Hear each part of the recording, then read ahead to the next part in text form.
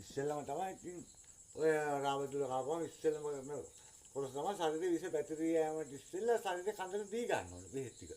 නැත්තම් විස පැතිරලා යනවනේ. ඔව් දැන් අපි ඕක දෂ්ට කරගෙන පස්සේ අපිට දැන් ගෙදරදී දෂ්ට කරනවා. අපි වෛද්‍යවරයෙක් හමු වෙන්නේ යන්න කලින් අපිට මොකක් හරි කරන්න පිළියමක් තියෙනවනේ. ඔව් විනාඩි දෙකමාරක් ඇතුළත පුළුවන් කරගන්න. විස ගිහිල්ලා ඉවරයි. ඒ කියන්නේ ඒ දවස් ඇතුළත මේ කන ටික හදලා දී ගත්තා පස්සේ ඊට පස්සේ වරින් වර පහන වෙන රෝග ලක්ෂණ තියෙනවනේ. දැන් මේ සත්තුන්ගේ එක දැන් වාත මිනිසුන්ගේ එක කට්ටියගේ ශරීරය හැටියට සෙම ශරීර තමයි කුපිත වීමක් වෙන්නේ සෙම රෝග. සෙම රෝග වලින් ඇති වෙන රෝග ලක්ෂණ වලට ඊට පස්සේ මේ සතාගෙන් ඇති වෙන විසට වරින් වර පහන වෙන රෝග ලක්ෂණ වලට ප්‍රතිකාර කරනවා. එතකොට මේ රාබදුල්ලා වගේ ඔය ගණයට අය තවත් රාබදුල්ල වර්ග ඉන්න හතරක්. හතර වගේ තමයි මේ වර්ගය තමයි විස. තව වර්ගයක් වෙන මේ තනිකර මේ දාර මේ කහ පාට කොටස අඩුයි. මේක මේ වගේ දිගින් අර දැන් මේක මේ රාබදුල්ලගේ දිග අඟල් 1යි කාලක් තියෙනවා.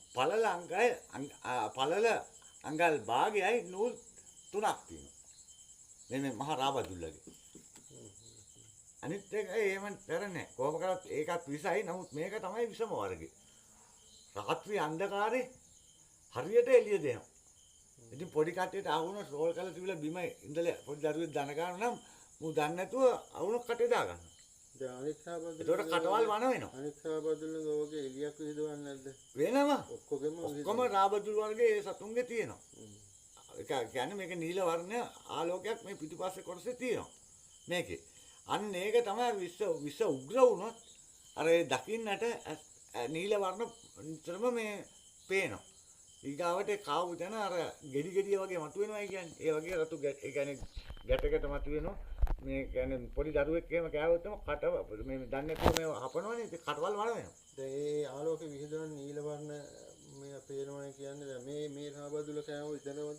අනිත් රාබදුල කෑවොත් ඒ ආලෝකෙ විහිදවන්නේ නැද්ද? ගොඩක් දුරට මේ වර්ගයේ මේ මහා මේ රාබදුල කරා විස වැඩි. ඒකෙන් තමයි අපි දැනගන්නේ. ඔව් මේ වෙච්චර විස ගිහින් තියෙන කියලා. හැබැයි මේ සතුන්ගේ විස එක වෙලාවට අඩු වීමත් වැඩි වීමත් සිද්ධ වෙනවා.